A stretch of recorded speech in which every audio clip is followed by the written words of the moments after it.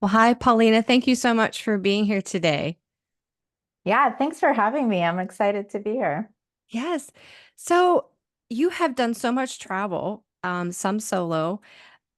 I want to hear how you found your love for travel. Where did it come from?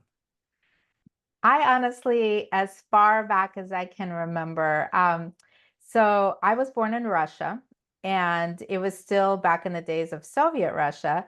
And what that meant was that you were restricted to where we could go. And I remember even as a very young child, realizing that we weren't free to go wherever we wanted. And really, it was only Mhm. you could travel to other Eastern Bloc countries. So as a child, we went to Latvia, Lithuania, Estonia, but we couldn't go any farther. So I think almost having that restriction in my head kind of made me wonder even more, like, what is it like out there in the world, and be even more excited at the thought of like seeing it one day. And yeah, and so I think I always had this kind of wonder for it. I've always loved looking at maps and just imagining these faraway places. And I don't know, I mean, this is fascinating. I would love to hear your thoughts. Like, is this a something people are born with, or it's something that people tend to develop? I don't know, because for me it almost feels like, is it part of my physical makeup?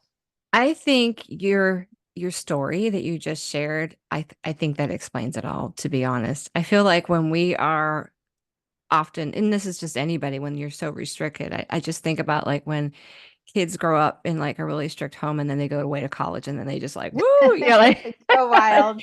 they go wild, right? So I feel like that's sort of that similar feel for you possibly. But I would agree that I think in some people there's this curiosity nature Yeah, that I think lends itself to being travelers, to being wanderers, to yeah, explore different places. I think if you don't have that, then maybe going to see other countries is not really important to you, right? It doesn't yeah, really light you up. So I think that's more of the crux of, I think, what makes people, you know, enjoy, desire to travel. So, and having that story on top of it, everybody's got a different story or different reason to why, they love travel. And so I thank you for sharing that because yeah. that's I amazing. I would probably feel the same way. I mean, for me, it's definitely such a curiosity, right? Like, even when I Yeah. said I would look at maps, I would think, Yeah. what's it like? What do they eat there? How do they Correct. speak? And yeah, and then, my family did leave when I was 10 years old. That's when we were able to emigrate to the US. But before we went to the US, we were technically refugees. So we were processed, I guess, like where all our documentation was being done. And we spent 2 weeks in Vienna, and then we ended up spending something like 4 months in Italy. So those Okay. things really even more, I was like, wow, here not only are we somewhere where we were forbidden to go before, but also it's all, new and interesting. And for us, you hear these stories for Soviet bloc people where you go into the grocery store and you're just stunned by the variety and all the things that were easily available in the West that were not available to us at all. So anyway, it just even more fueled that sense of like, whoa, this is just a tiny taste of what's out there. Yes, exactly. So your first outside of Russia and the Eastern Bloc kind of countries, so your first experience outside of that was Italy and Austria, right? Yeah, yeah. Yeah, so you got to see some parts of Europe and then you came to the US after that? That's right. Yeah. And then Okay. we came to the US, and we stopped in New York City because that's where my mom's sister already was. She had emigrated several years before. But then we went on to Texas, Houston, Texas, which is where I lived, where I went to school and stuff. But that was, I mean, from St. Petersburg to Houston. I mean, you can Oh, imagine well, the I live in Texas, so I kind of and it's Houston is not the best part of Texas, I would say. no, it's like day and night from Russia Yeah. to Houston. Houston's just so humid all the time. So Yeah. what a Yeah. big difference just in weather itself and food and culture. I mean, that's Oh, completely different. everything. Yeah, everything. Right. Right, because it was so walkable. When you live in St. Petersburg, it's, you walk. I mean, you take public transport some of the time, but you do so much walking, and that's not at all what you do in No, Houston. not Yeah. I was talking about that with my kids the other day about what cities in the US are really walkable cities. And the Mm, only one that really comes to mind is New York City, where mhm. people either walk or they take public transportation. Otherwise, I think Chicago could be one of those as well. But any other place in the US, at least in my opinion, you need a car. It's like, Yeah. right? Yeah. Yeah. I do know some people here in Seattle, that's where I'm based, but who live In in the the city. downtown area Yeah. and they don't have cars, but Yeah. yeah. Okay. Yeah, I guess if you live So, kind of in the city. Yeah. hmm no. So, where was your first solo trip? Where'd you go Oh, for your first solo trip? yeah, so I did a study abroad year in college. Okay. So, and this is something, so my son is 15. I'm already starting to work on him.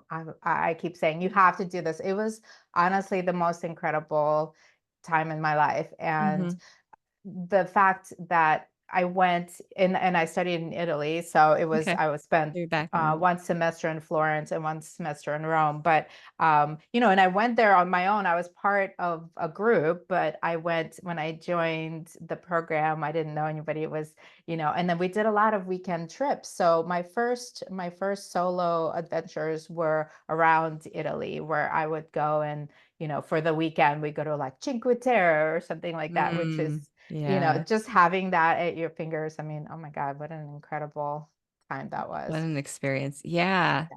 I would Yeah. definitely I would definitely encourage all students to do that if they can. Oh, so much Yes. because you don't get, and this is what I tell them, it's not like traveling, like you get to really be a local somewhere, which is an Hmm. opportunity that unless you can get a job abroad somewhere, you really don't get. And it just, I honestly, it was incredible to just, you shop at the little markets and you stop in at your regular place for espresso on the way to school. Yeah.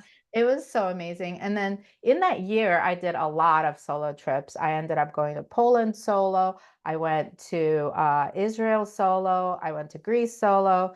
And a few things I did with friends that I met in the program, but those were the longer trips where I really, really was, figuring it out on my own. Yeah. Yeah. That's part of it. So 19 of those countries, you've been to 43 countries, you said, and 19 of those you've been solo. What I during did your the solo math trip? just for you. Yeah, I know. I was like so happy. I love numbers. Sorry, So what was the question? 19 solo trips. Um, what has solo travel taught you about yourself? Oof, yeah, that's really a big one. And I think this is why I have such a passion for it, is it really makes me feel so incredibly capable. Mm. Honestly, I start to feel that whatever comes my way, I can figure it out. And to me, that's huge. And I think this is why it feels so addictive to me. And I've also learned how much I really just to like doing things my way, right? I don't want to, I like, sometimes I want to plan, sometimes I want to just wing it. Sometimes, and it's so great to always be on that pace by yourself. And, Hmm. but there are other things too. And I know that, a lot of this is something that people think about when they think about solo travel, and there are lonely stretches of it. And so it's kind of, what are the strategies that you can have to make sure that you get, and we all need different levels of socialized, that contact, but what are my strategies to get what I need for that, and how do I get to the point where I'm really comfortable being alone at, it's funny. So many people ask me about dinner, right? You probably hear Yeah. this all the time. They're Yeah. like, well, who do I eat dinner with? And it's funny that that's such a, but I think that's just representative of that sense of like, okay, how do I feel okay in myself, even when I'm somewhere and I'm not there with anyone else? But yeah, so a lot of my strategies are around maybe taking like day tours. A lot of times I'll meet people there and then it's like, oh, let's meet for dinner. So that's Yeah. always that Yeah. works for me. And I think just knowing what you need and how to get it is really important. So you said your solo travel kind of gives you this confidence. And I imagine, as some people say, that you can handle anything, I think is the phrase that you said, right? And how that translates to your everyday life. So when you come back from a trip, does it feel more empowering? And how do you transfer that into your everyday life, I guess? It does. It does. Honestly, it's one of the things that I think that's probably like courage is one of my biggest values. And Mm. I that's also something that even we're all, we're all hard on ourselves, but that is the one thing that I'm always like, you have courage. And so I really feel that it allows me to take more risks. And so you take risks, you get positive feedback, then you take more risks. So it's kind of like a loop of Hmm. that just continues to make you more confident. And I know that it really ties into what I'm doing now, to have to quit my corporate job and go for uh, an entrepreneurial journey. Yeah, You really do yes. need to have that sense of like, okay, how it's going to be okay, right? I Hmm. know I can figure things out because I have so much Yes. evidence. Yes, yeah. I love that. So, solo travel, 19 countries was I know Colombia has been a place that you have gone to, Mhm. and that place is actually one of the spots considered a trending hotspot right now. It was ranked high for people where people were going to go in 2024, and you can refer back to my episode 66 on that. But why would you say it's a popular place to go now? What do you think's making it so popular these days? You've been there. Tell us. Yes. Well, I think it's amazing that it made that list. And, you know, so one thing I want to say, I'm kind of obsessive about safety. I'd be really interested to know if a lot of solo travelers, women have that. I actually have almost like I won't go out at night unless I'm meeting someone that I've already met, that's someone that I Hmm. already know. Yeah. I literally will never go out solo at night, almost anywhere that I live, that I've traveled to. So the first thing I always check when I'm going, especially in the long one, I was in Colombia for 3 weeks. I think about, Wow. okay, what is am I going to feel safe as a woman, right? Everywhere there's pickpockets, everywhere is this and this, but I want to feel like I don't have extra exposure just as a woman on my own. And I felt really, really safe there. And I know it's funny because there were years, and I know you remember those years where Colombia was, it was Yeah. like the drug wars and Yeah. all the movies have been made about it.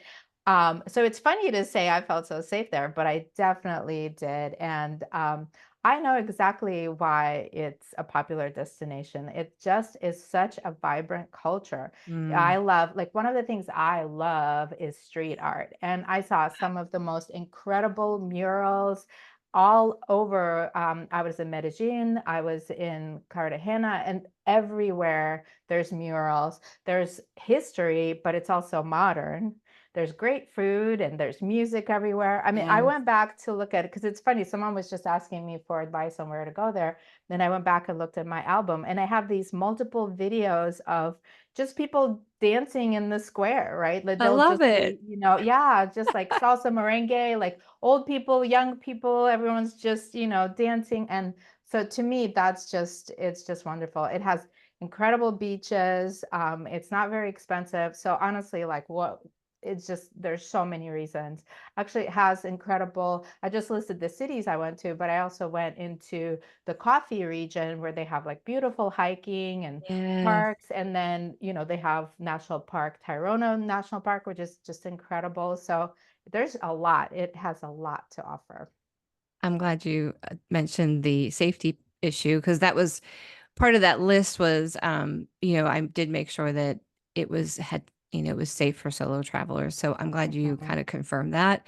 And I've heard that Yeah. from other people and how they love the culture, like you mentioned. But thank you for bringing that all up. I have it on my list to get there. Haven't been there yet, but I've heard a lot of You'll people love getting it. there. Yeah. So thank you for sharing that. Have there been any other places you've gone that I like to use the word where you experienced a serendipitous uh, sort of event? Maybe you met somebody, or maybe Mhm. something you weren't planning happened, right? And it turned out Mhm. to be a really good thing, is like how I like to look at it.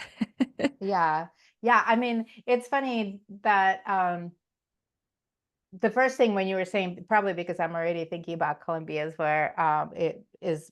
There were several events like that. There are so many people I met there that I'm still in touch with that I just met on like a little tour. But also, I had this moment in when I was traveling in Vietnam where I really. I was in which another very actually very very safe place. If you don't choke on exhaust or get run over, you're going to be totally safe there.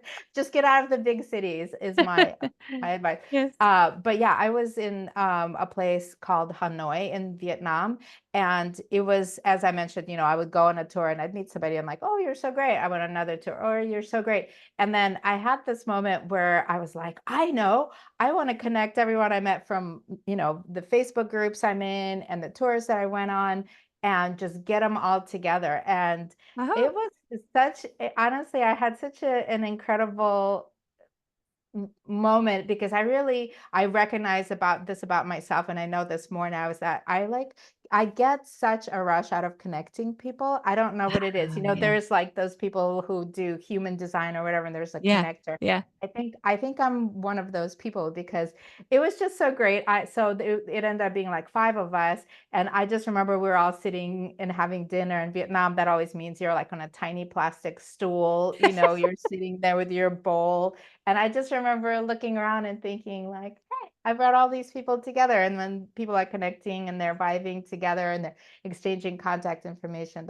I love that. That's amazing. That was a Oh, wonderful wow. memory. So Yeah. it sounds like because of you like to do that. I mean, have you ever considered putting together like a travel tour group, and going somewhere? I don't know. You know what? I have considered that because sometimes you go and you enjoy an experience so much and you think like, okay, if I just brought people here and here, they would just love it. And Yeah. but I do think that that's probably I didn't mention this, but I did work as a travel agent for like 3 years.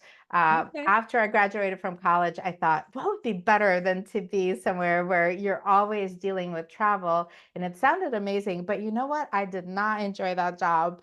And so I think it's just kind of a telling moment for me to think I might enjoy doing it, but if I'm doing it for a job, then it becomes this sort of like routine logistics. Everybody's coming to you with their problems, and Yeah. then fun is gone.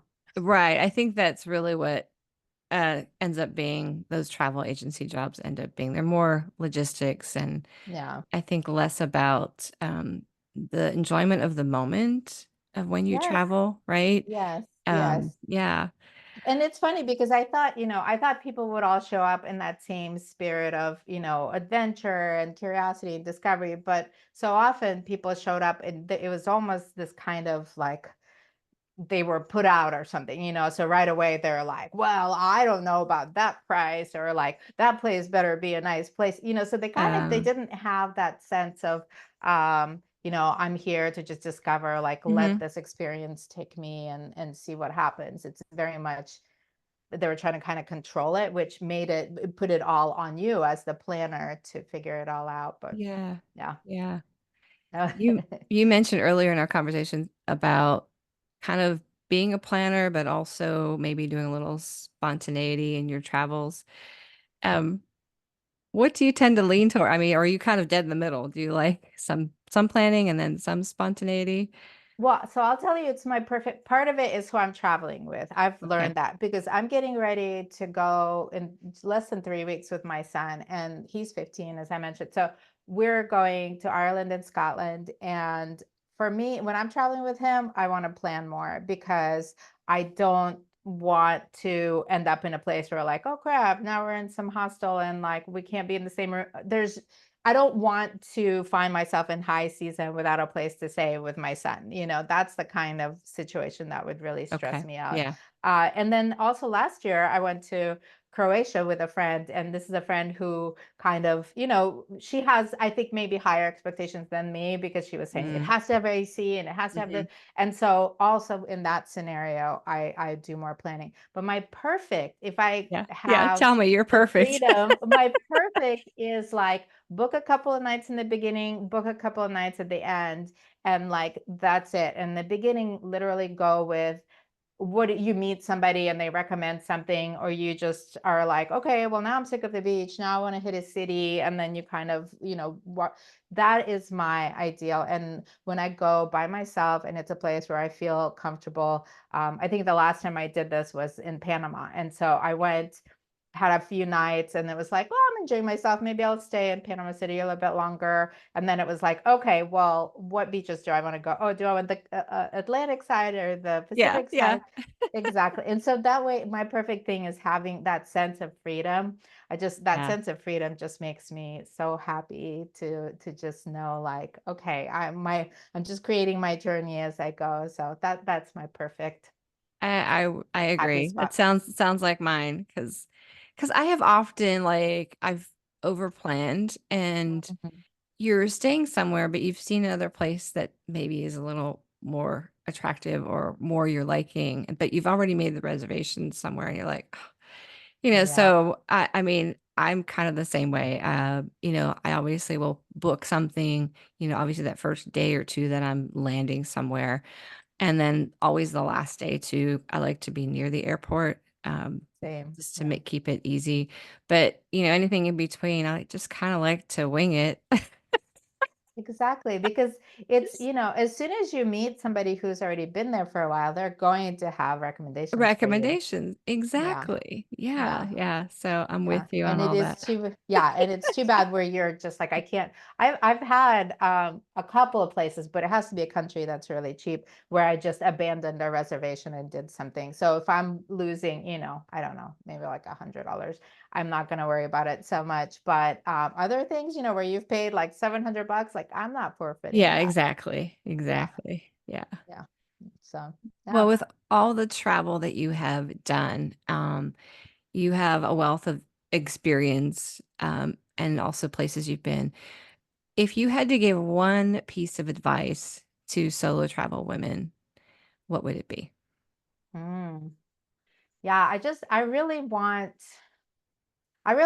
more women to be doing this. And I think this is also similar to advice that I would give someone in, the business side of my life, is that, just kind of like take that leap. Like if you have the curiosity, just, there's just that one moment between wanting to do something and actually, you know, pulling the trigger, as they say, and really just going for it. And I just really want, that's my advice, is really just try it. And I think so many women fall in love with solo travel because it's all about us, for a Hmm. change. It's all Yeah, about yeah, us.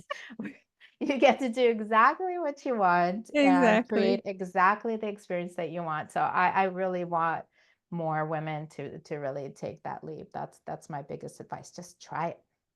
I love it. I agree. Yes. Yeah. Yes. Yes. So you mentioned business, and you've also talked a little bit about sort of how you love bringing people together. And I think I'm looking at, your business model and I'm like, that sounds like what she's doing here, right? So, but tell us a little bit more. You created what's called Hype HQ. Tell us about that company, what you do, and what your mission is. Yeah. Yeah. I'd love to, because when I think back, I skipped all the years in the middle where, I did the study abroad, then I did the travel agency because I was like, oh, maybe I could just travel all the time. Didn't like that. Then I went into high tech, and so another complete and different pivot. So I spent more than 20 years working in a corporate job as a Mhm. software engineer and then a manager and director. And it enabled me to be able to do some of this traveling, but also it was so restrictive. There was always this sense of like, oh, well, this is just your vacation time and this is it. Right. And during the pandemic, I know so many of us really had to reevaluate Hmm. what are we doing? Like, is this really what I want to be doing? If life is really out of control, what do I want to be doing? Where do I want to Right. be? What are my values? And so I left that corporate job. I really wanted I wanted to create a different impact really for women. So my focus is on women and how do we create more opportunities on women. So Hype HQ, it's a platform and it's a community, and it's all about women hyping each other out in the world in order to create more opportunities for everyone. So there's a couple of different types of members that are Okay. really that this works great for. One of them is podcasters, by the way. So, Okay. so if you're if you're creating, if you have a YouTube channel, you're a podcaster, you're trying to build a following, this is a place where you can go and you'll say, "Hey, my new episode just dropped. Everyone, can you go listen and rate it and follow or whatever is most useful to you with what you're trying to create?" And so that's really effective. I think others are maybe more building like their personal brand on LinkedIn or something, or they have a small business already that they Hmm. just need more eyes and more visibility on. So yeah, so it's basically the place where it's always okay to ask to be, hyped and Okay. amplified and supported. And that's really what it's all about. We as women so often are used to kind of be more modest about, oh, I won't talk about my accomplishments, or I'm supposed to be quiet and modest. But this is the place where we want to break out of that and really just, ask for what we want, talk about your accomplishments, have others talk about your accomplishments, and really create more visibility and opportunity for all of us. I love it. Yeah, Yes, we do need more of that. we I really find do. that there's a thing with we women we're wired differently than men, of course, right? Mm, But when we step out and start a business, there's a lot of we question ourselves, I think, a yeah, lot, yeah. and sometimes we have what's called imposter syndrome, where Yes. we see somebody else doing kind of what we want to be doing, and we're like, oh, I'll just never be like that or whatever. And Yeah. so I think definitely building communities like you are super important for us women to be supporting one another, and Yeah. not from a jealousy or competitive standpoint, but to Yes. really, lift lift each other up is what you're doing here actually. So I love the idea. And so where can people join, or where can they find it? So if they're interested in checking it out or joining the platform or the community, where can they do that? Yes. So it's hypehq.io. Okay. And please, yeah, please do come check it out. Right now, we just launched 2 months ago. And so it's still in its free phase. And we want to hear from people, how is the experience? Are they enjoying it? And then we're trying to just make it better. And so please, yeah, please check it out. I read all the email. Please email me if you are stuck or you have suggestions. So yeah, this is like you said, it's so important for us all to support each other because we really do have together the power to do Hmm. incredible things. Hmm. And this idea of, questioning yourself, like I did that in every stage of my life. You question, and then at some point you're just like, okay, look, you were able to do this, you were able to do this, you were able to do this. Stop questioning. And really, I think that if we all support each other in making more of these, like taking a smaller risk and building our confidence more and more, it's really going to have a cascading effect for women. Absolutely. And actually, that's how you got here. That's how my last interview, I mean, like through just connections, I've, I have found guests to interview that have been Yeah, perfect, just through those connections. So I know it can yeah. happen. And, having that community to help with the networking, the support, I Mhm. think that's amazing. We Yes. can give a shout out to our mutual friend Julie Fenn, who's on her way back Yay! to North America, I think, as of Yes, today. I think So, so too. yeah, yeah, yeah. And the incredible group that we met through, by the way, which I think this is probably when I'm saying, oh, take a leap, women, you don't have to do it alone. There are groups like Host a Sister, solo Yes, travel groups on Facebook, which is the best thing about Facebook are these groups. And you'll find so many women that'll encourage you, give you tips, give you information that you can really not feel like you're going by yourself. absolutely. Yeah. Yeah, you're by yourself and yet you have the support. Yeah. So, yes. Lovely. So I know you mentioned you're going to Ireland, Scotland with your son, but Mhm. when is your next solo trip? Or if you haven't planned one, where would it be if you could go to your next solo trip?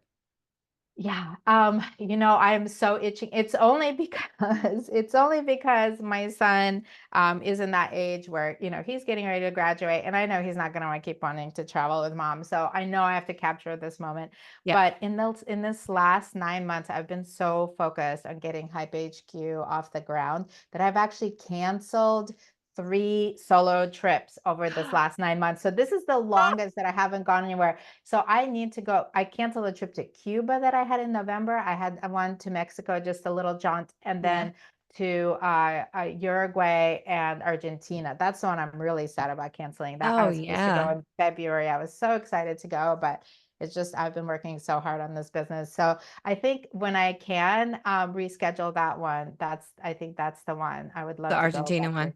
Yeah, Yeah. Uruguay and Argentina. I also really want to check out specifically Montevideo, because Uruguay has a really great reputation for, well, definitely safety, all these things, but Okay. also I think there is kind of starting to be like an expat retirement presence Okay. there, because yeah, once my son has flown the coop, I already know exactly what I want. I want to split my time between Latin America and the US. And so I'm always checking out places that feel like they have that good vibe where I That could good live. vibe and safety factor. Yeah. Yeah.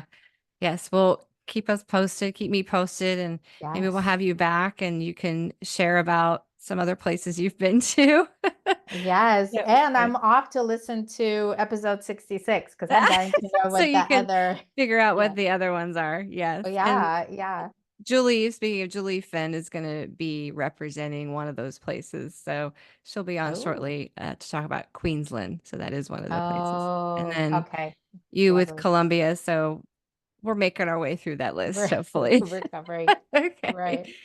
Well, thank you, Paulina. I appreciate your time, and this is wonderful. I'll make sure I include all that information about Hype HQ in the show notes. So if people want to get in touch with you or check out the platform, they can do that. Amazing. Thank you so much. This was totally fun. And yeah, I'd Yes, love to come absolutely. back and talk about other Other future places. trips. And Yeah, yeah, that I would be can talk awesome. about travel all day long I for sure. well, we both could probably. Yeah. Oh, I guess it's no accident that we're No here accent. talking Yes. about travel. Yes. Well, great. And thank you so much. And you have a great day. You too.